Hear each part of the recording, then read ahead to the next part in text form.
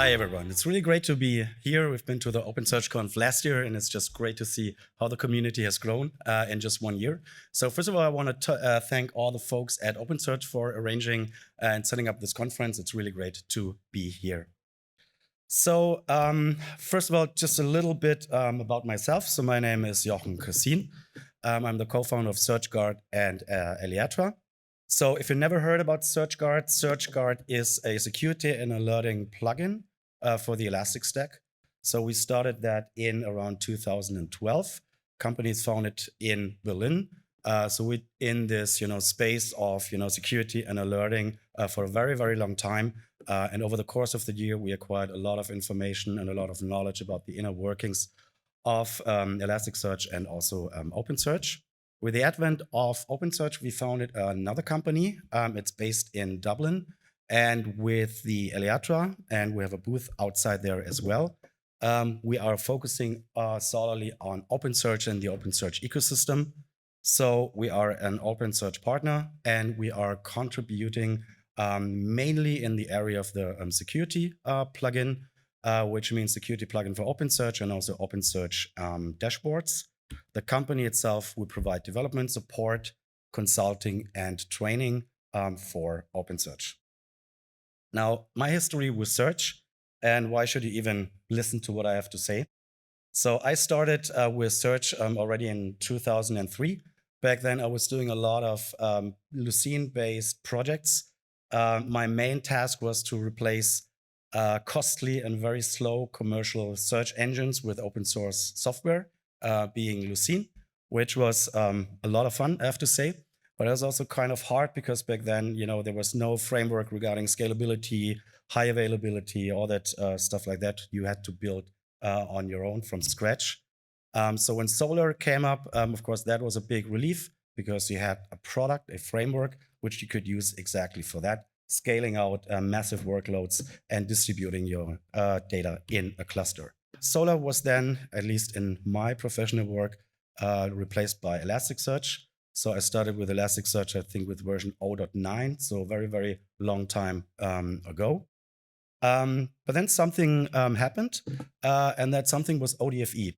So maybe you're familiar with that. ODFE were a couple of a set of plugins published by AWS for Elasticsearch, Apache 2 license, so contained security, contained already KNN and stuff like that. So that was absolutely fantastic, and we were engaging again in the security space.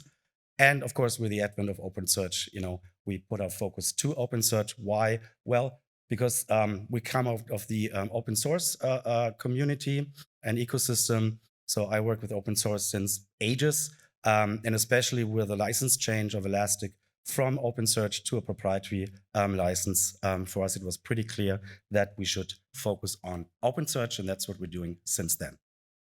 So the talk originally was about performance optimizations, and I was going to talk about a lot of general stuff like architecture, CPU memory, what about the storage, what about the cluster size, cluster topology, all that sorts of stuff. Different settings that you can use in real time in your project regarding cluster. Sharding and mapping is always a topic, and some other stuff. However, first of all, the performance improvements are really, really specific to your use case. So there's a lot to talk about. It depends on whether you're read heavy or write heavy. So I was preparing all of that, but then this happened. So you may be familiar with this article that was posted by Elastic.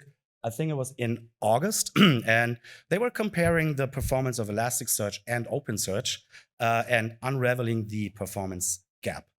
So this is a blog post published by Elastic, and you have an accompanying GitHub repository, which is public. So everyone can look at this repository and see their test setup, and can, if you want, you can try to replicate all the things that they did. But that kind of created a lot of discussion. Why do we have, or why do we see those numbers? So I decided to change the topic a little bit. And if you're interested in general performance optimization techniques, meet me at the booth. We can talk about that. But I found it pretty interesting to dive a little bit deeper into these results. Since we're talking about performance tests, I have to do a kind of a legal disclaimer. So in this talk, I'm not trying to refute the results, right? So these tests have been run. I think they run it 100 times and average the results and stuff like that. So it's not about saying these tests are not good. I also have to say all the performance tests that we did are also out there in the public.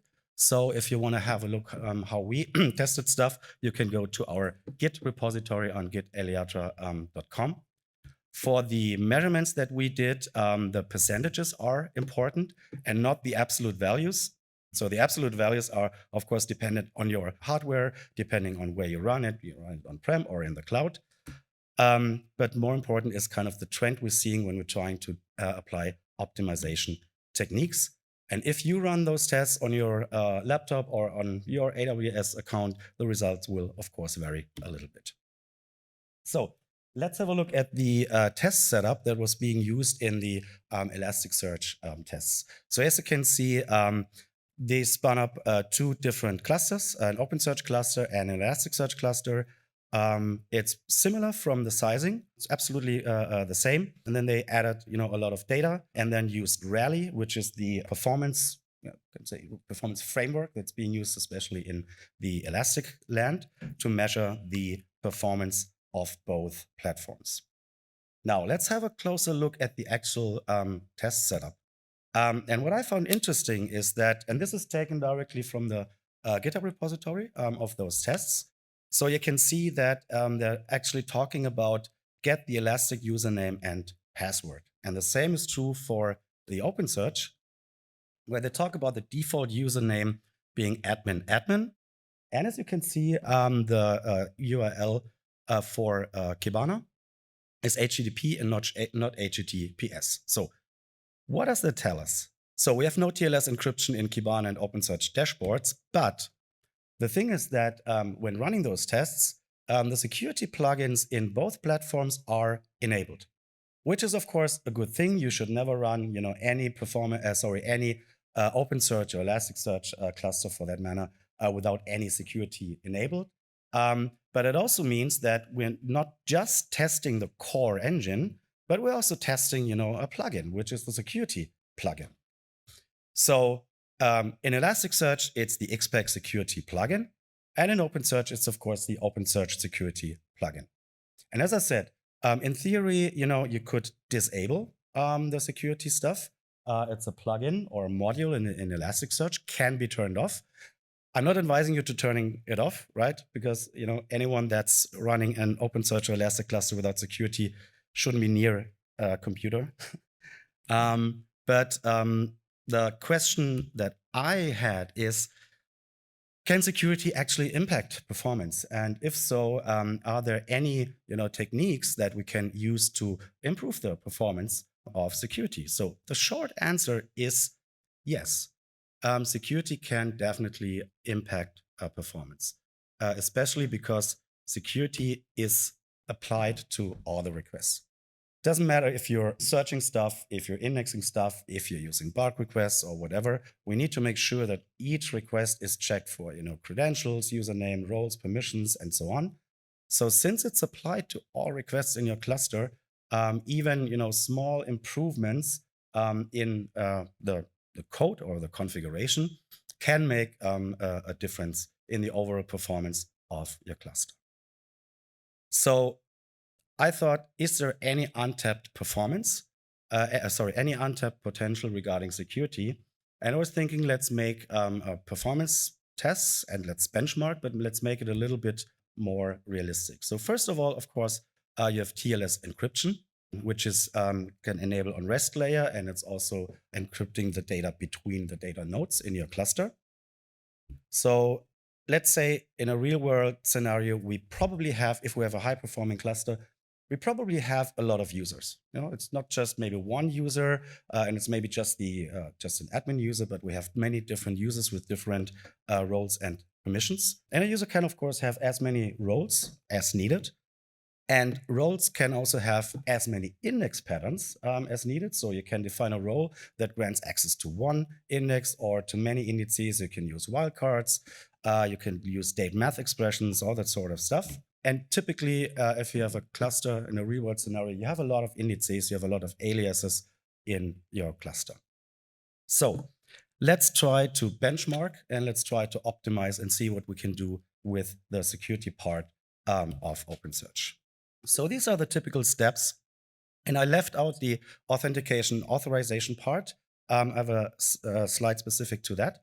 But these are the steps that are typically performed when a request hits an OpenSearch cluster. So first of all, you have the TLS encryption between your browser or curl, for example, when you use the REST APIs of OpenSearch. Then when the user is authenticated and authorized, we need to resolve all the indices in the request. So let's say you're doing a bulk request, a bulk index request, which can affect many, many different indices. You're using wildcards, stuff like that. So we need to figure out which concrete underlying indices does this request actually affect. We need to fetch all the roles of a user and the permissions, and then see if the request is allowed or it's not allowed. And then because we're in a distributed system, of course, all the nodes in the cluster talk to each other. So there's also the issue of internode communication and especially object serialization. And then you can also use advanced features like document and field level security. There are features like audit logging. All those features can affect the performance as well. But these features are basically optional. So you can use them. You don't have to use them. But the other steps are the core steps that we do when we're doing security. So this is just a very quick overview. So we use OpenSearch 2.7.0 with the operator from Opser. For the optimizations that we did and benchmarked, we used ham charts to set up a cluster with 300 users, multiple roles, and index patterns. We were using the internal user database, so we didn't use stuff like Cabros or LDAP or OIDC, which can also affect performance, but we want to measure the performance of the security plugin itself. And we set up 300 indices and aliases. So I'll quickly go over this one, so you can look it up if you're interested in the actual setup. So it was running on AWS. Let's first have a look at TLS encryption. And I start with TLS encryption because over the course of the year, we were getting a lot of questions regarding TLS certificates, regarding TLS versions, and how those will affect the performance of a cluster. So this is what it looks like in OpenSearch. So there are basically two different layers where TLS encryption is used. The first one is the REST layer, like I said, if you're using the REST API. And what's probably more important is the part down below. This is the transport layer, which means nodes in the in the OpenSearch cluster talking to each other to fulfill your query request or your index request. So you can see that it's basically used in a lot of places, and is especially mandatory on transport layer, means you cannot switch it off. Encryption, of course, comes with a price, and especially for TLS, we have the TLS handshake, where the two parties, agree on ciphers, for example. And this is very, very simplistic. Then you have the key exchange, which can be done by agreeing on a pre-master secret or Diffie-Hellman. And this part of TLS is asymmetric. And the actual data encryption that's then happening is, of course, symmetric. So the first thing that we try to benchmark is TLS versions. Because in theory, TLS 1.3 should outperform TLS 1.2. And we also benchmark different certificates, especially RSA versus elliptic curves ECC certificates. And in theory, ECC should outperform RSA because it can use shorter key sizes and still have the same level of encryption and security. So interestingly, when we compare TLS 1.2 and 1.3, and again, I'm not advising using 1.2, but the difference in performance is actually not very high. So in our performance tests, we ended up with 2.5, 2.3, maybe 2.5, maybe sometimes 3%, but it's really not like 10 or 20 or 30.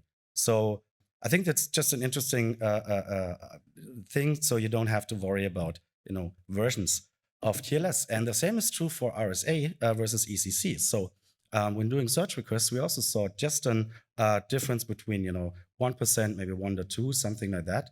So in that sense, the type of certificate you're using and the TLS version that you're using isn't impacting the performance as much as one might expect. So now let's have a look at the different Java versions.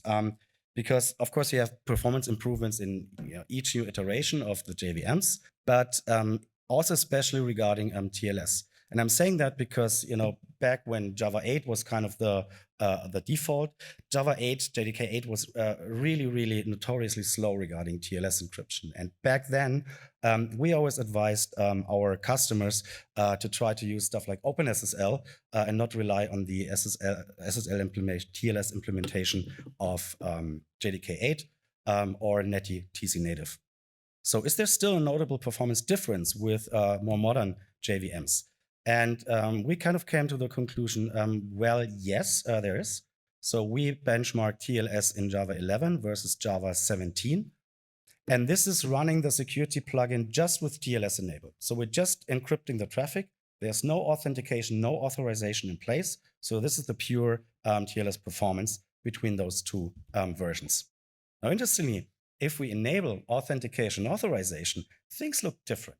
So you still have a performance difference of about 5%, but it's not like 15, 20, 30%, which brings us to the question, so TLS is mandatory and cannot be switched off, but how much does authentication and authorization and all these steps that are outlined before, like resolving roles and performing permission checks, actually cost you? And this came out of our results. So we measured kind of like 10%, which is due to authentication, authorization. And again, this is on a cluster with a lot of users, a lot of roles, and a lot of permissions. So if you just have 1 or 2 users with one role, it might be not like 10%, it might be less. So what we try to do is to try to bring some of the learnings and improvements that we did with SearchGuard for Elasticsearch and try to apply them to the OpenSearch security plugin and see if we can get any performance benefits. So the first thing that we looked at is indices and aliases. So as you probably know, in OpenSearch, permissions can be applied to aliases, not only to indices, but also to aliases, which means that we need to resolve the aliases to the concrete underlying indices. And this can come, this resolution can come from the request. So let's say you have an alias in the request. We need to know the concrete underlying index. But it's also possible to use aliases in role definitions, which means that for each request, when checking the permissions, we need to resolve to the underlying indices, which can be, doesn't have to be, but it can be a costly operation. So what we first tried is in a kind of a radical approach. We said, well, yeah, you can, of course, or you have to be able to work with aliases in your request. But is it really necessary to being able to define permissions for aliases, which it can come in handy? But what if we just drop this feature altogether and say, when you define a row, you just have to use the concrete underlying index. We also optimized the index resolution code. Next, we looked at the roles and permissions. And here you can have multiple roles per users and multiple index patterns per user. So first of all, we need to find all the roles of a user, collect all the permissions for all the index patterns, combine the permissions in one set that we can use to compare if the request is allowed or not. And in that case, we changed the data structure, the internal data structure, to a trie-based data structure, which speeds up looking up different permissions and index patterns. We also optimized the role resolution code, and we optimized the action group resolution.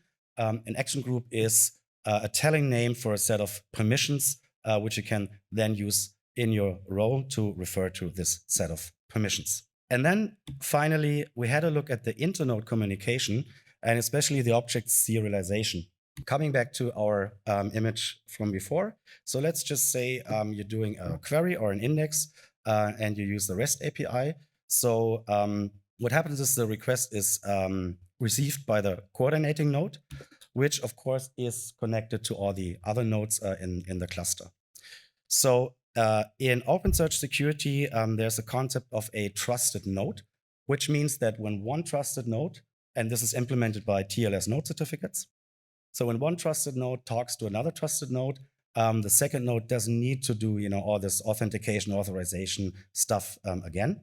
So this is done on the first node, where we evaluate users, roles, and permissions. Then this information is serialized when this node talks to a second node. And on the second node, it's being deserialized and then used to implement permission checks on that node. And the serialization and deserialization process, because there's a lot of communication going on in your cluster between the nodes, this can also be a performance bottleneck. So let's have a look how the information is represented in the headers in OpenSearch. It's basically serialized Java objects, which are base64 encoded. And this is how the nodes exchange the security information. And as you can imagine, this can lead, depending on the amount of users, roles, permissions, it can lead to huge payloads, and it can slow down the communication in the cluster. So what we tried to do and what we implemented is we just replaced the the serialization part with a very simple string representation in the header, which is smaller, it's more compact, it's faster to serialize and to deserialize. Now, when we apply all those three optimizations that I just talked about, the index resolution, resolution of roles and permissions, and optimizing the object serialization, we see that for such requests, we end up with a performance optimization of around about 10%. It's not 80, but it's 10%. It's not nothing. And we're looking for at index requests, we even see a 25% increase. That's mainly due to usage of bulk requests. So when you do a bulk request and it has, let's say, 50 different sub-requests, each targeting different indices and different data, of course, the security plugin needs to check all these sub-requests for permissions. So I think this is kind of a nice result that we're seeing. So for us, what we're doing as Eliatra, we're kind of continuing to dig deeper into those performance optimization techniques. There are probably a lot of other areas where we can improve the code and the speed. And we will bring that as, first of all, maybe as an RFC or an PR over the course of the time to the OpenSearch project in order to speed up the security part, which will then, of course, benefit all OpenSearch clusters running out there. I want to touch on two other topics. And these are, like I said, optional features that you might use. But let's talk about document and field level security. Just out of curiosity, does any of you use document and field level security with OpenSearch? Okay, right. So just to explain, document level security, abbreviated DLS, is there to filter out documents from result sets by applying a document level security query. So you can say that a particular role has access to all employee records, but not to the record of the CEO, for example. You can do stuff like that. And that's applied on the fly. And the second one is field level security, where you can filter out different fields from documents in the result set. And it supports allow lists and disallow lists. And you have even more advanced features like field anonymization, which is a little bit similar to field level security, which allows you to anonymize fields on the fly, not at ingest time, but at runtime. And DLS and FLS is assignable to roles and indices.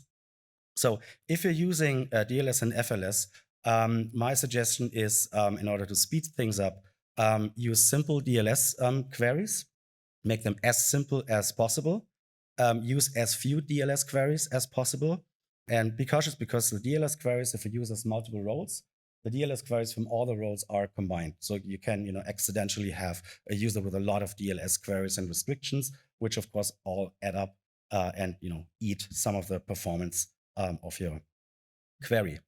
And for field level security, don't mix allowed and disallowed fields. If you just use allowed fields or disallowed fields, then the OpenSearch security plugin can apply some optimizations to speed things up.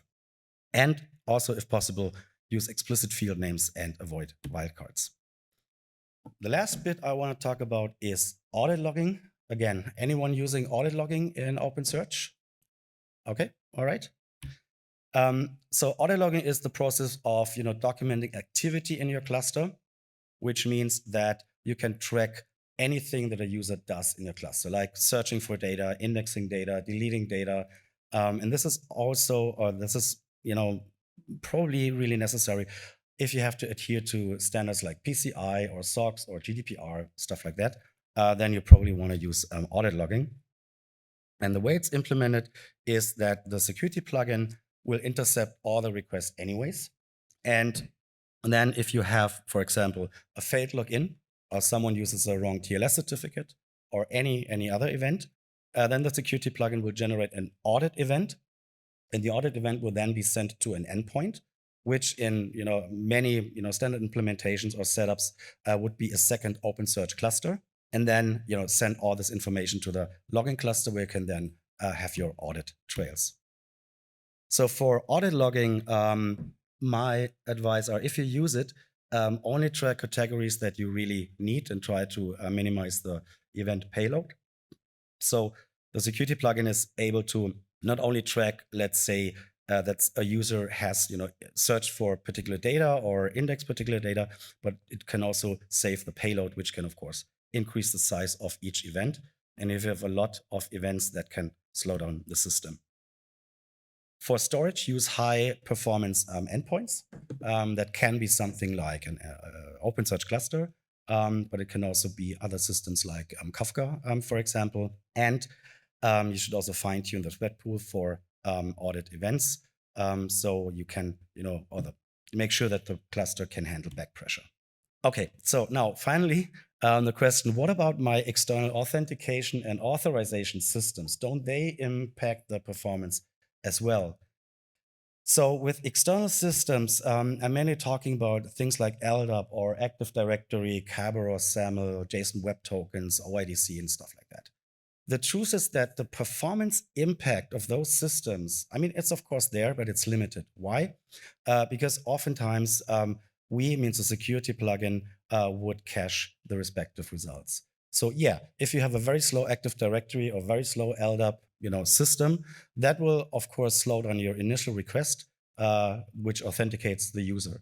Once the user is authenticated, we can benefit from caching.